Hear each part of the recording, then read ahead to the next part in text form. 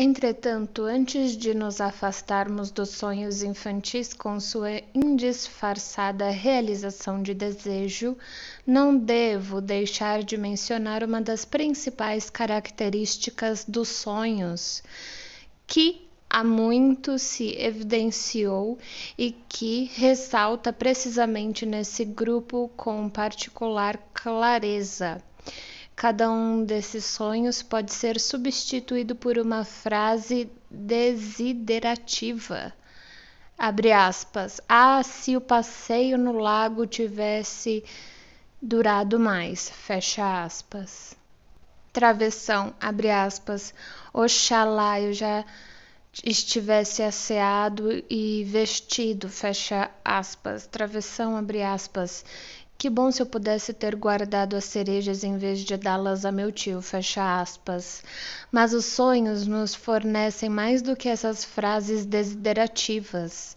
Mostram-nos o desejo realizado, representam sua realização como real e presente, e o material empregado na representação onírica consciente, principalmente, embora não exclusivamente em situações e imagens sensoriais, sobretudo de caráter visual.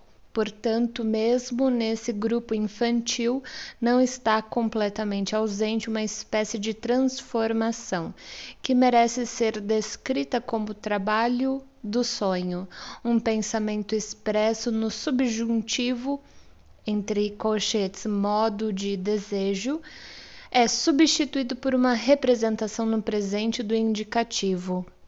Título 4. Agora inicia-se o texto. Estaremos inclinados a supor que algum tipo de transformação tenha ocorrido mesmo nos sonhos confusos, embora não saibamos dizer se também no caso deles o que se transformou foi um, entre colchetes, enunciado optativo.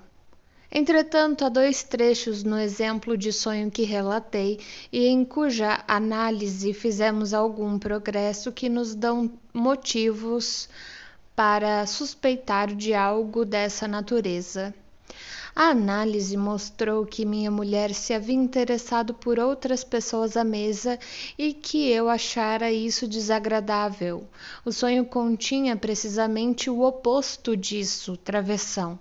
A pessoa que tomou o lugar de minha mulher voltava toda a sua atenção para mim, mas uma experiência desagradável não pode gerar nada mais apropriado do que o desejo de que seu oposto tivesse ocorrido, travessão, que foi o que o sonho representou como realizado.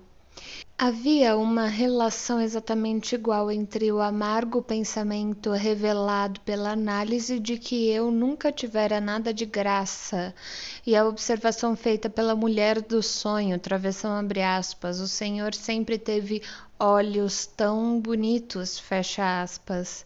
Assim, parte da oposição entre o conteúdo manifesto e o conteúdo latente do sonho é atribuível à realização de desejo.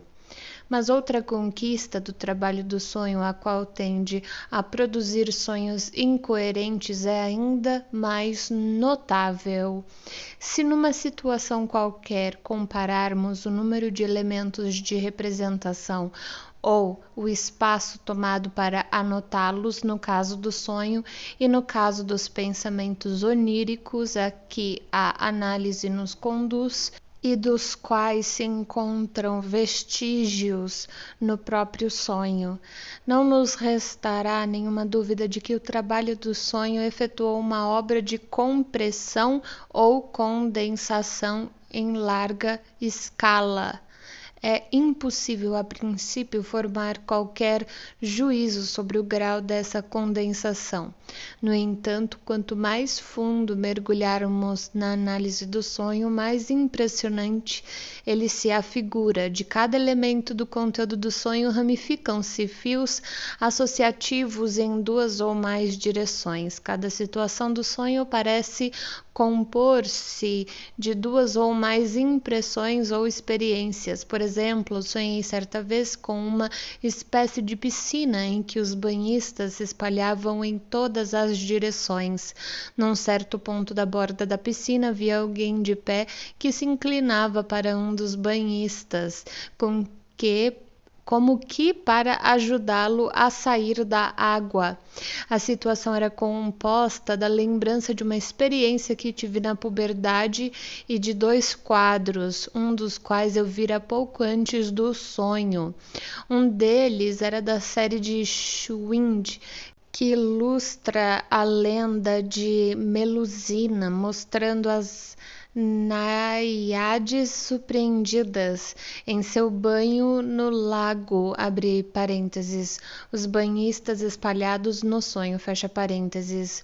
O outro era uma pintura do dilúvio, de autoria de um mestre italiano. Já a pequena experiência recordada de minha puberdade era a de ter visto o instrutor de uma escola de natação ajudando a sair da água uma dama que se demorara até depois do horário reservado para os banhistas masculinos, travessão.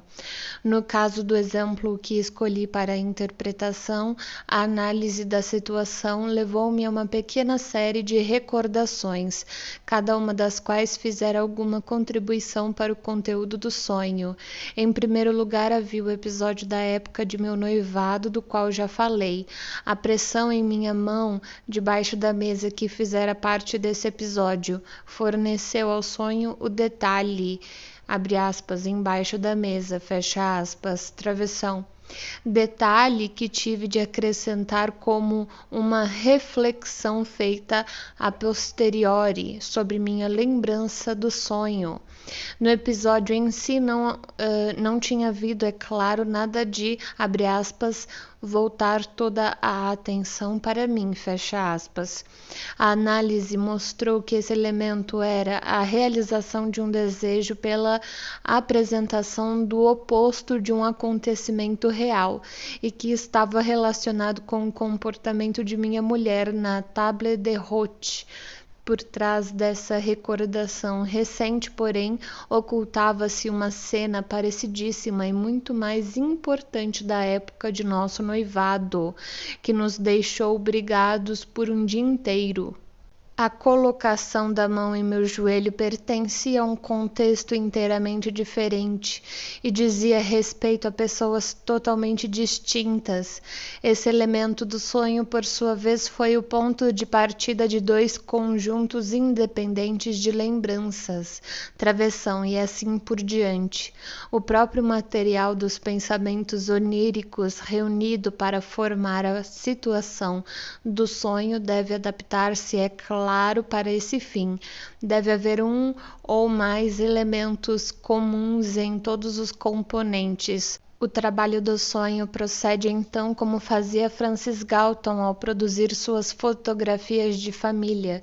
Superpõe os diversos componentes, por assim dizer, fazendo-os coincidir um com o outro.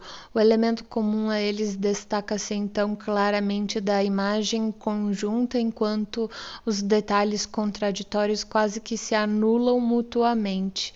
Esse método de produção também explica até certo ponto os diversos graus da indefinição característica exibida por tantos elementos do conteúdo do sonho.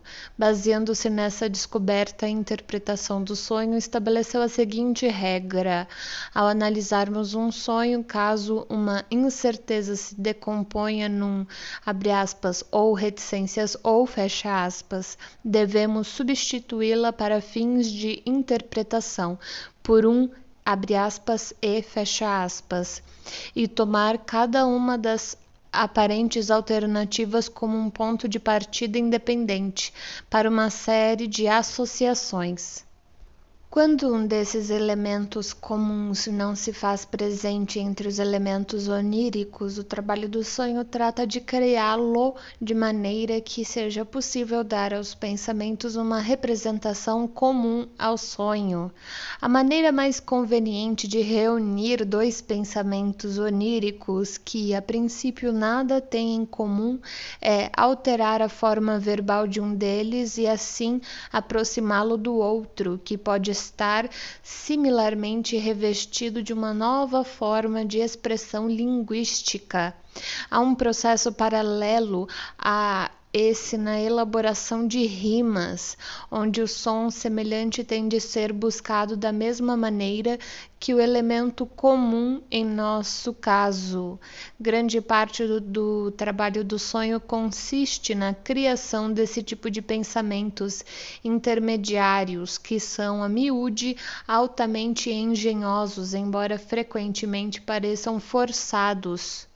Estes criam então um vínculo entre a imagem composta no conteúdo manifesto do sonho e os pensamentos oníricos, que são diversos em sua forma e essência e foram determinados pelos fatores motivadores do sonho.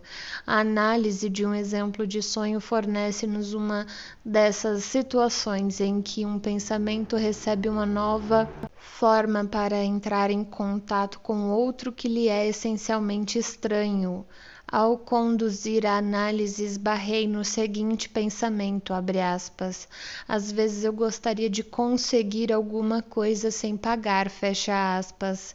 Com essa forma, porém, o pensamento não poderia ser empregado no conteúdo do sonho. Por isso, recebeu uma nova formulação, abre aspas, eu gostaria de gozar de alguma coisa sem despesas, kosten. Ora, a palavra, fecha aspas. Ora, a palavra kosten, em seu segundo sentido, adequa-se ao círculo de representações da table de Roth e, portanto, pode ser representada no, entre aspas, espinafre, servido no sonho. Quando em casa aparece à mesa um prato que as crianças recusam, a mãe começa por tentar a persuasão e insiste em que provem kosten só um pouquinho. Talvez pareça estranho que o trabalho do sonho se sirva tão livremente da ambiguidade verbal, mas outras experiências nos ensinarão que essa é uma ocorrência bastante comum. O processo de condensação explica ainda certos componentes do conteúdo do sonho que lhes são peculiares e não são encontrados no representar da vigília. O que tenho em mente são as personagens coletivas e mistas e as estranhas formações compostas. Criações que não diferem muito dos animais mistos inventados pela fantasia dos povos do Oriente. Estes, porém, já assumiram formas estereotipadas em nosso pensamento, ao passo que, nos sonhos, novas formas compostas são perpetuamente construídas numa variedade inesgotável. Todos estamos familiarizados com tais formações a partir de nossos próprios sonhos. Há muitas maneiras variadas de compor figuras desse tipo. Posso construir um personagem dando-lhe as feições de duas pessoas, ou posso dar-lhes a forma de uma pessoa, mas pensar nela no sonho como tendo o nome de outra. Posso ainda ter a imagem visual de uma pessoa, mas colocá-la numa situação apropriada a outra. Em todos esses casos, a combinação de diferentes pessoas num único representante no conteúdo do sonho tem um sentido. Destina-se a indicar um, entre aspas, e, ou um, abre aspas, assim como, fecha aspas, ou a comparar entre si as pessoas originais em algum aspecto particular, que pode ser especificado no próprio sonho. Em regra geral, contudo, esse elemento comum entre as pessoas fusionadas, está escrito fusionadas, só pode ser descoberto pela análise e só é indicado no conteúdo do sonho pela formação da figura coletiva. As estruturas mistas que ocorrem nos sonhos com tão imensa profusão são compostas de maneira igualmente variáveis, e as mesmas regras se aplicam à sua resolução. Não me é necessário citar nenhum exemplo. Sua estranheza desaparece por completo uma vez que tomemos a decisão de não classificá-las na mesma categoria dos objetos de nossa percepção de vigília, mas sim de lembrar que são produtos da condensação onírica e enfatizam numa forma eficazmente abreviada alguma característica comum dos objetos que estão assim combinados. Também nesse caso, o elemento comum tem que ser descoberto na maioria das vezes através da análise. O conteúdo do sonho simplesmente afirma, por assim dizer, abre aspas, todas essas coisas têm um elemento comum, o elemento X, fecha aspas. A dissecação dessas formações mistas por meio da análise é frequentemente o caminho mais curto para descobrir o sentido de um sonho, travessão. Assim, em certa ocasião, sonhei que estava sentado num banco com um de meus amigos professores universitários e que o banco, cercado por outros, deslocava-se para frente em rápida velocidade. Isso era uma combinação de um salão de conferências com um trottoir roulant. Não levarei mais adiante esta sequência de ideias, travessão. Noutra ocasião, eu estava sentado num vagão de trem e segurava no colo um objeto com o formato de uma cartola, abre colchetes, Zylinderhut, literalmente chapéu cilíndrico, fecha colchetes, mas que era feito de vidro transparente. Essa situação fez-me pensar no provérbio Mit den Hut in der Hand kommt man durchs ganze Land. O cilindro de vidro levou-me por um curto desvio a pensar na camisa de um lampião de gás incandescente. Abre colchetes, lâmpada de Auer, fecha colchetes, e logo percebi que eu gostaria de fazer uma descoberta que me tornasse tão rico e independente quanto meu compatriota, o Dr. Auer von Welsbach, ou Bach, tornou-se pela sua e que gostaria de viajar em vez de permanecer em Viena. No sonho eu estava viajando com minha descoberta. O chapéu em forma de cilindro de vidro travessão, uma descoberta que por certo ainda não tinha grande utilidade prática. Travessão. O trabalho do sonho gosta particularmente de reproduzir duas representações contrárias por uma mesma formação mista. Assim, por exemplo, uma mulher teve um sonho em que se via carregando um alto ramo de flores, tal como o que o anjo carrega nos quadros que representam a Anunciação, abre parênteses.